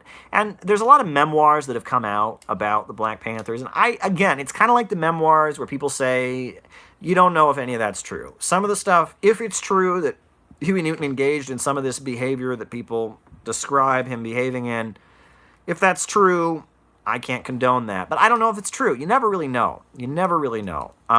But Huey Newton was very brilliant, and he knew how to politically organize. And his writing, I noticed at the time, in like 2008, I noticed I was in like mainstream bookstores, and they would have, compendiums of Huey Newton's writings. David Hilliard, I believe, arranged for some of it to be published. Fascinating stuff. Good question. Questions like that, I can answer very effectively. Yeah.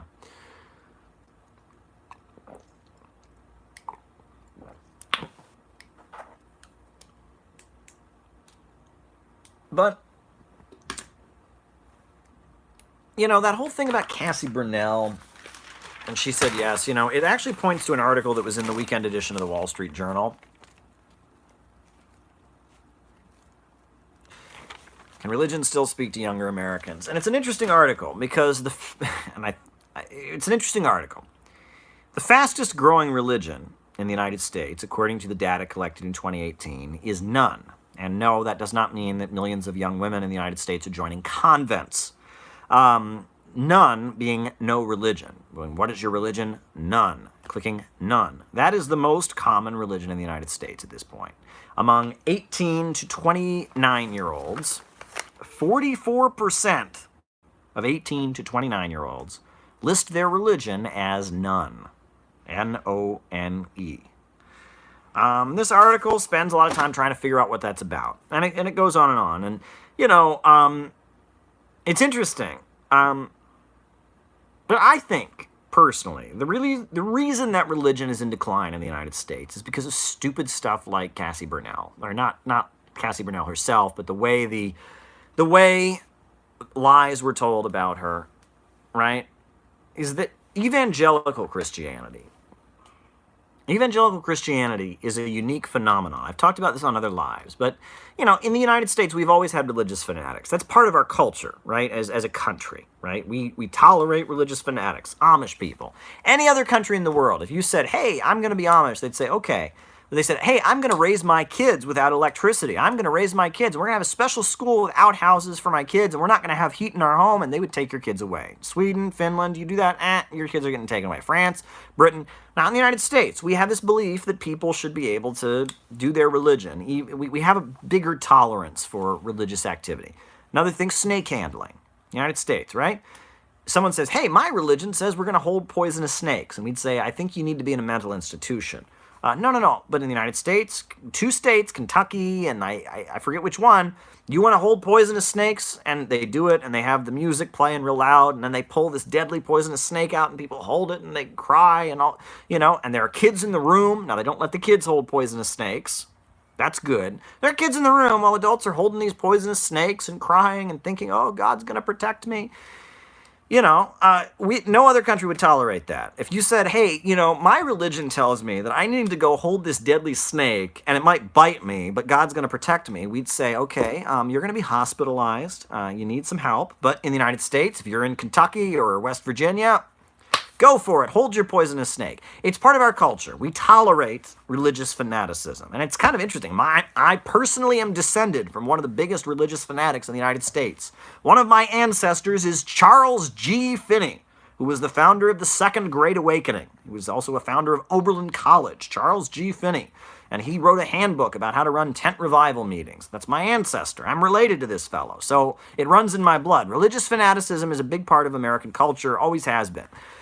Evangelical Christianity, the current movement that exists in the United States, it's really in decline. It was big during the Bush years, started really late 70s, it really got going, 80s, it really had power, 90s.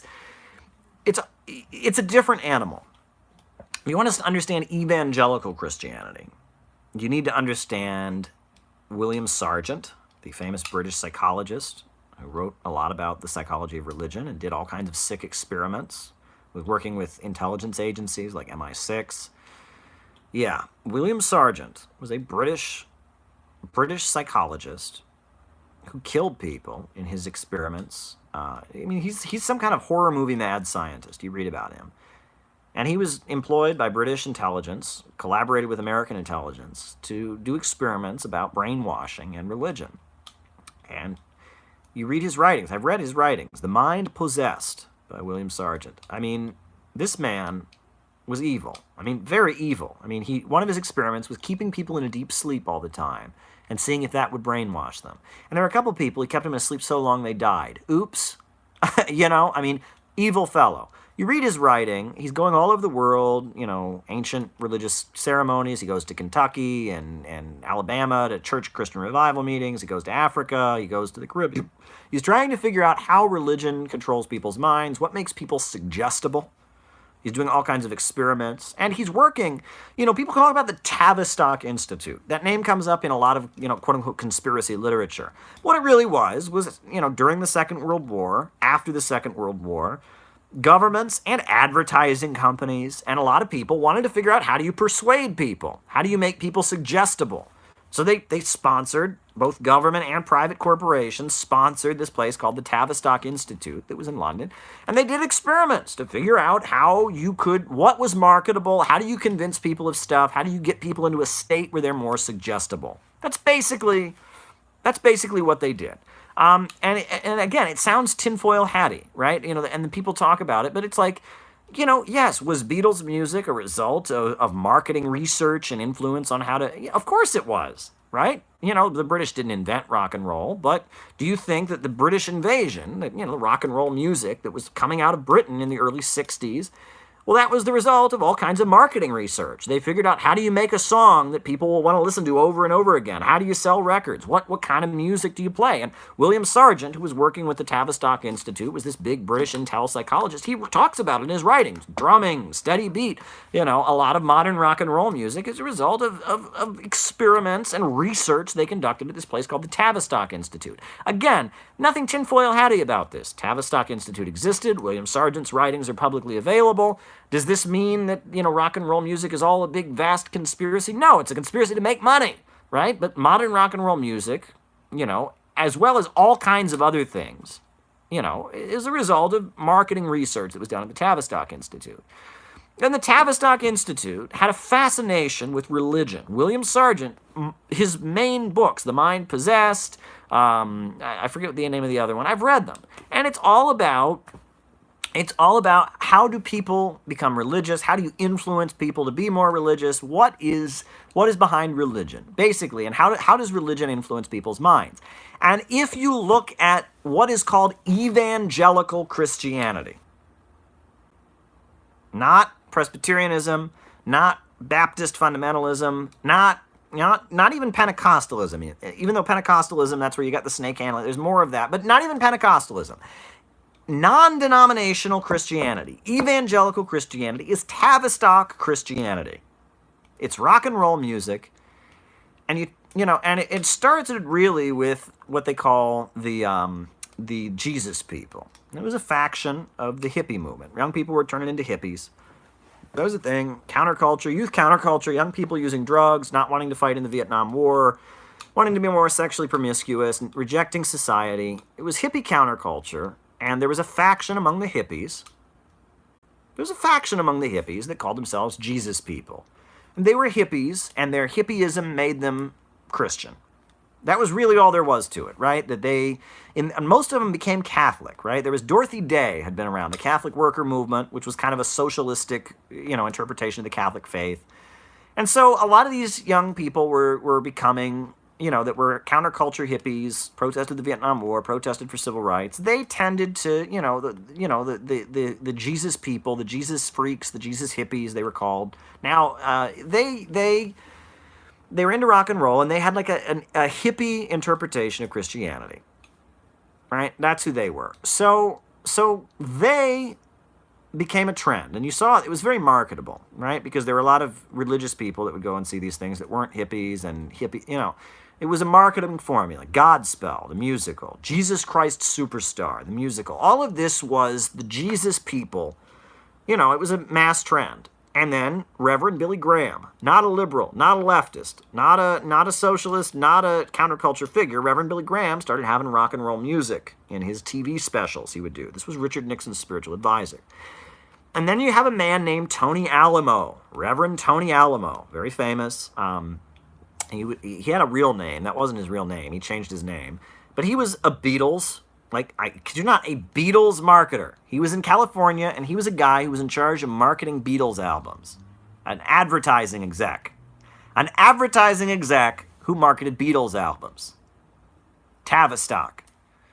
And he, for whatever reason, he said he was going to a business meeting to sell Beatles albums, and he went outside, and God spoke to him, and he started his own little cult. He started a cult. And his cult, what were they? Well, we're just Christians. We don't, and Tony Alamo Ministries. They, played rock and roll music. And what was interesting about the Jesus freaks was that they were not very deep. Okay? The Jesus freaks, Christianity, you talk about Christianity as a religion, there are many different branches, many theological disputes, wars, Orthodox versus Catholic versus Protestant versus... But the Jesus freaks were known for, it's just about love, man. It's just about love, right? That was the Jesus people.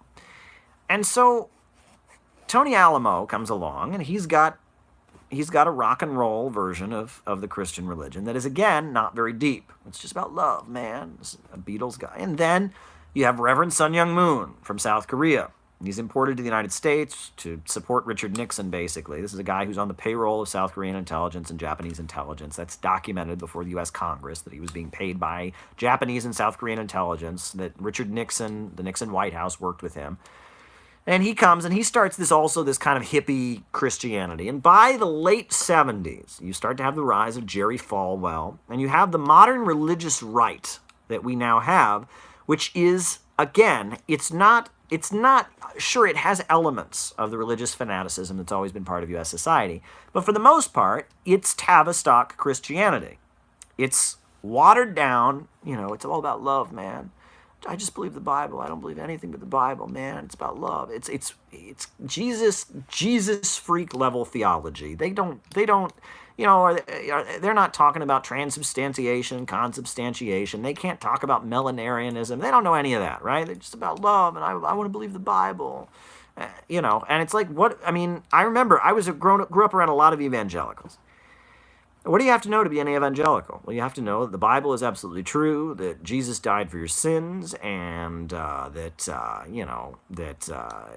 to be a Republican. That's about it. It's not very deep. It's a lot of rock and roll music. It's a lot of crying, a lot of yelling, and it's suggestibility. It's William Sargent. It's religion It is religion watered down to its lowest common denominator, designed to appeal to people's emotions, and it's not good. Evangelical Christianity. And I think the reason that so many young people are not religious now is because religion in the United States has become associated with that. That's what it means to be religious. You think about Ned Flanders, the neighbor on The Simpsons. Right? He's Ned Flanders. He's the neighbor on The Simpsons. And Ned Flanders, he's the representation. That's what most people think of a religious person. They see Ned Flanders, pre-diddly-ictable, and that's what most people think.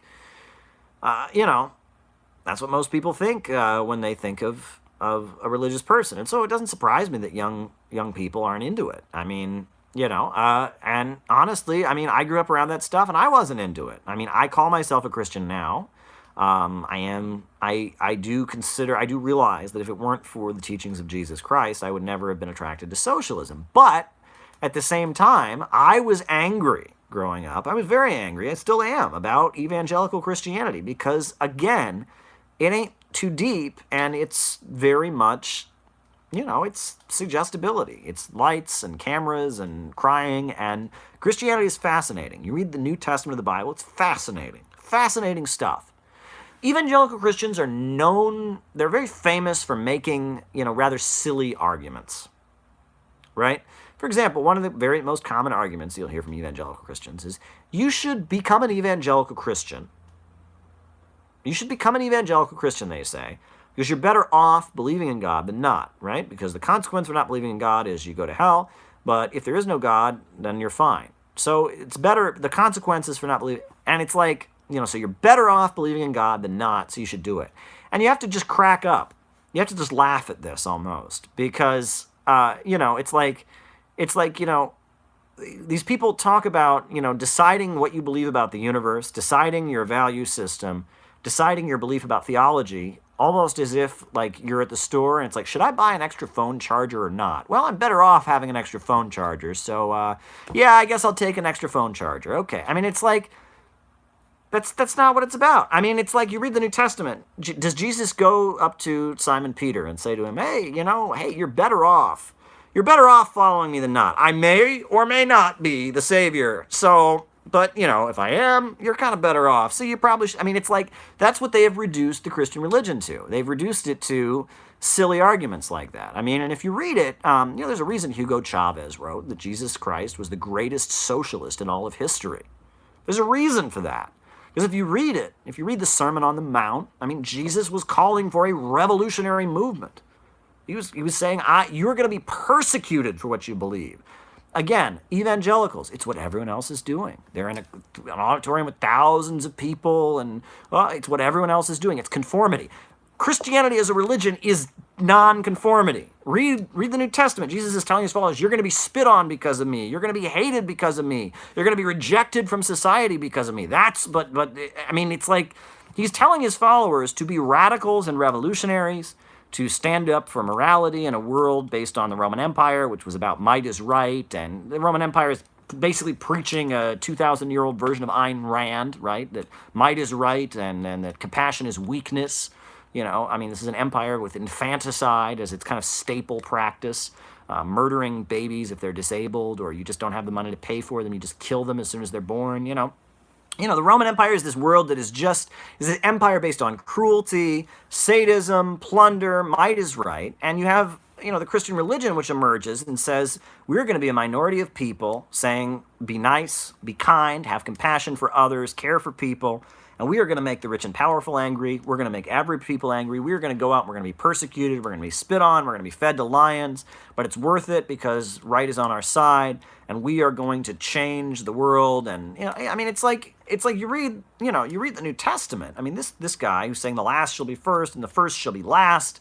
And he's for the oppressed, and he's talking about a new world, and what is the, we're going to try to make, by kingdom come, let earth be done as it is in heaven, right? We're going to try and build heaven on earth. We're going to try and build God's kingdom on earth, a world where everyone's cared for. It's a radical, utopian, socialistic belief system.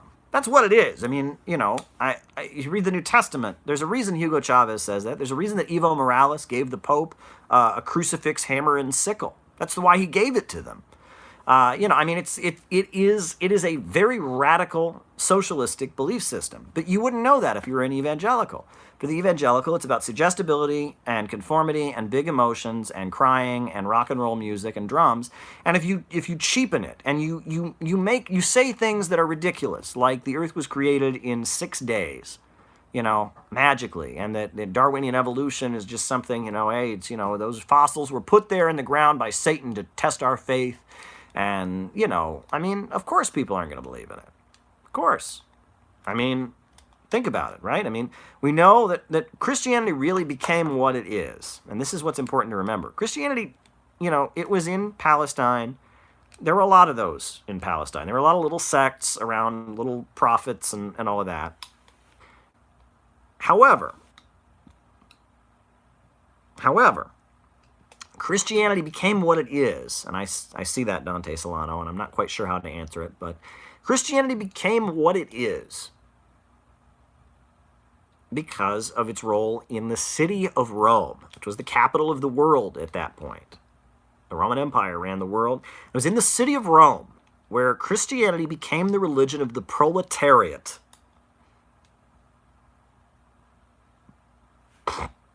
That's why that's why Christianity exists today. It was in the city of Rome. Christianity became the religion of the working class, right? There were slaves and there were slave owners, but there was this other class of people, many of whom were Jews from Palestine, who were craftsmen mainly. They were skilled craftsmen. They were pipe fitters or blacksmiths or people who had some kind of skill. So it wasn't something that any slave could do. And it wasn't something that the master could do for himself. It was like you were a skilled craftsman. You sold your labor power to survive, right? And that is what eventually, that's Christianity became the religion of the Roman proletariat. And why would the proletarians adopt Christianity as their religion? Well, because unemployment. Right? Unemployment had never existed. During slavery, you don't have unemployment, right? Everyone's the property of somebody else, or they're an owner, you don't have unemployment. Well, among Rome, you had the proletarians, and when they couldn't find work, they didn't eat, and they starved. And they couldn't pay rent on the place they owned. They didn't own any property. They didn't own any land, so they would be thrown out. Homelessness. Homeless children. That became a big problem in Rome. You had all these homeless children. Homelessness, unemployment, all these things, right? You had all these people who were basically treated as commodities, right? No one cared about a proletarian. A slave, he's a piece of property. You don't want to lose a slave because you just lost however much they're worth.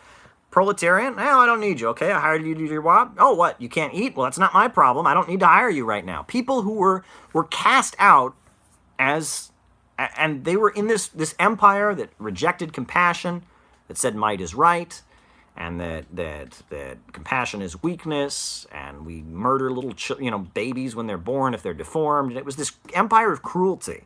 And there are these people that had nowhere to go, right? They lived only so long as they worked, and only worked so long as their labor increased capital. You had the proletarians, the first class, the final class of history, the class that will be the last class. There will be proletarians, and then there will be no classes. They will be the final class of all human history, right? You had the birth of the greatest and final class of human history taking place in Rome. And that class was saying there's something fundamentally wrong with this society. And they started adopting the teachings of somebody who could be, Karl Kautsky argues that he's a composite of several different, messianic figures that existed in ancient Palestine. Some kind of Roman some kind of figure in Palestine, Jewish anti-imperialist, someone who fought against the Romans, most likely. And, they start following Jesus, who, again, is probably, it's a mixture of different characters that existed in ancient Palestine, in the homeland, right? These are people who've left their homeland and moved to Rome in order to survive, in order to make money as pipe fitters or blacksmiths. And they're in a very heartless society where people have no compassion for other people, where there's a lot of cruelty. They're hungry, they're starving. And so they adopt a faith from way back in the homeland in Palestine of this guy who was killed by the Romans for leading some kind of insurrection and for telling people to love each other. And, you know, that's what they start doing. And then you read the letters of the New Testament, they're arguing, and eventually they decide that you don't have to be Jewish in order to be a Christian, right? The early Christian church said you have to be Jewish. Well, they changed that, right? That Paul writes about you can be circumcised in the spirit. And so Roman proletarians can be Christian. Greek proletarians. In fact, early Christian texts are written in Greek. Most of them. Most of the Bible verses was originally written in Greek. And, you know, Greek proletarians, Jewish proletarians, Roman proletarians are joining this new religion. And what does the religion tell them to do? Care for other people. So what do? They pool their money and they start building orphanages for these homeless children, for goodness sake, right? You know, they start feeding, right? You know, the prophet of their belief, you know, said to them that, you know, you were hungry and you go to heaven by feeding other people, by caring for other people, right? It's very important stuff. I mean, it's again, and that's the origin of the Christian religion. It was really, you know, it was around, but it became what it is because it became the religion of Roman proletarians as they were growing as a class in Rome. And as Christianity expanded in Rome, you know, they tried to outlaw it. They fed Christians to the lions. They killed Christians. You know, it was illegal. It was an underground religion, and then it became legal. And then eventually, as the Roman Empire is falling, they adopt it as their official religion. The Roman Empire adopts Christianity as the official religion. And again, it's kind of, you can almost compare that to after the Second World War, the British Labour Party. They said, we're socialist now, right?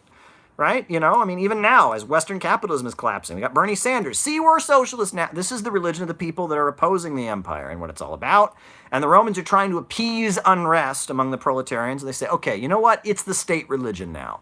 But in the process of Christianity becoming the state religion of ancient Rome, it gets distorted, right? We know all kinds of things, you know, I mean, you know, even the Bible itself, they have the Council of Nicaea, or Nicaea, however you want to say it, it's voted on. Right? And the Christianity was the religion of the Roman proletariat, and it was eventually co-opted by the Roman Empire in a desperate attempt to hold back proletarian revolts. They distorted it for their own ends, but that's what Christianity is. And despite the fact that we know a lot of things have been changed and watered down and altered, we know it became used for all kinds of evil purposes, Christianity in its origins is one of the most progressive ideologies that's ever been around at that time. And that's why, even today, it is the biggest religion in the world, and it's very powerful. You know, and that's why I identify with Christianity. Again, as much as I'm not an evangelical by any means, and I'm very critical of things, you know, I will tell you that the Christian religion is something very, very special, and it's very important to me. I wouldn't be a socialist if I hadn't been brought up in a Christian church and spent so much time reading the Bible growing up. And it's funny, I'm very materialist in my understanding of history, but that, the guiding principle of what is right and wrong, I mean, all of that, Christianity was very, very advanced. One of the craziest stories, I think, one of the craziest stories in Christianity is that when Constantine, the emperor, converted to Christianity, the reason he did it was because he had a dream. And in that dream, he saw a cross in the sky. And then he heard this big booming voice say, "Under this sign you shall conquer." That's a great story, isn't it? And so he woke up and he converted to Christianity and put crosses on all the Roman shields, and that was that. But here's the crazy thing. Almost simultaneously, like within 100 years of Rome adopting Christianity, the empire falls. So, that voice that Constantine heard in his dream was lying to him. Under this sign you shall conquer. Well, actually, under that sign you shall collapse. That's what really happened. It's kind of ironic. And Thomas Aquinas, he writes the City of God. Or no, St. Augustine writes, or one of those two. I get them confused. Writes the City of God, which is one of the foundational texts of the Christian religion. And why is it called the City of God? He spends the whole text trying to explain very defensively and nervously why the Roman Empire fell as it became Christian, because that's not really good advertising for the Christian religion. Not good advertising at all. If some big empire adopts your religion and then doesn't look good for your religion, it's almost like like maybe it's not a really good luck charm, right? So he spends the whole page, all of these pages in City of God, trying to tell you why, well, the Roman Empire falling, and see, there's going to be the City of God, and don't bother with it. Don't waste your time. Not necessary. Because anyone who knows anything about the teachings of Jesus Christ, anyone who knows about Christianity's origins or the way Christianity grew, would know that it's not a very useful tool for building an empire. If you're looking to be an empire, the teachings of Jesus are probably not going to help you very much. Just saying. I mean, if you want to go build an empire, maybe you ought to read Atlas Shrugged. That might be useful. Machiavelli. That might be useful. But if you're going to build an empire, the New Testament, probably not a really good book to go by. Maybe you can co-opt some of the language. But if you want to build an empire, New Testament, not really going to be helpful. But anyway, I like talking about religion, guys. I like talking about it. Hope I didn't offend anyone. I respect people's religious beliefs. If you disagree with what I said here, that's fine. Someone asked me about my favorite Catholic order. I appreciate the question, Dante Solano. I did get your super chat. I'm just telling you, I don't know enough about religion to give you an accurate answer. I didn't grow up Catholic. Somebody I went to college with went to a Dominican high school, and they talked about the Dominican order and the way that they lived in poverty and some of that. That's interesting to me. I know the Jesuits had a very intellectual tradition, right? I mean, the story that I always liked about the Jesuits, right? The Jesuits. My favorite story was that during the Spanish Inquisition, they went to the Jesuits, and they said to them, "We want you to figure out how to destroy the Protestant Reformation." And they said, "Well, what means can we use to destroy the Protestant Reformation?" And the church said to them, "You can use any means. The ends, destroying the Protestant Reformation, justify the means. So any end, any proposal you can come up with, as long as it leads to destroying the Protestant Reformation, is allowed," right? The ends, famously quoted, very, very quoted, the ends justify the means. That's what they were told. They told the Jesuits, the ends justify the means, meaning anything that you can think of, no matter how evil or contrary to church doctrine, no matter how evil your proposal is, as long as it gets rid of the Protestant Reformation, do it. I guess the Jesuits were kind of like a think tank. They were an early Roman Catholic think tank, and they said to them, come up with a proposal to defeat the Protestant Reformation, and the ends, destroying the Protestant Reformation, justify the means. And so what happened? Well, the Jesuits came back and they said, okay, we're going to defeat the Protestant Reformation by completely changing the way the Roman Catholic Church works. We're going to get rid of papal infallibility. We're going to completely change all of our religious ideas, and then there'll be no reason for a Reformation. Oops. And that's where that phrase, the ends justify the means, comes from, because the ends justifies the means is by definition a nonsensical statement, because some ends justify some means, but not all ends would justify one mean. And that when people use that phrase, well, you think the ends justify the means, well, no, we all think that, right? If I'm talking to you on YouTube Live. Now, the means I'm using is my iPhone, and the ends is me talking to you right now and telling you my ideas. So I think the means of me using my iPhone justifies the end of me talking to you. So in this instance, sure, the end justifies the means. Now, if the means was killing somebody and the end was talking to you, that wouldn't be justified, right? Measuring what ends justify what or are justified by what means, or what means are justified by what ends, is basic human morality. We all do it every day in our life. Whenever you make a moral decision, you're asking the question, does this end justify this means, or does this means justify this end?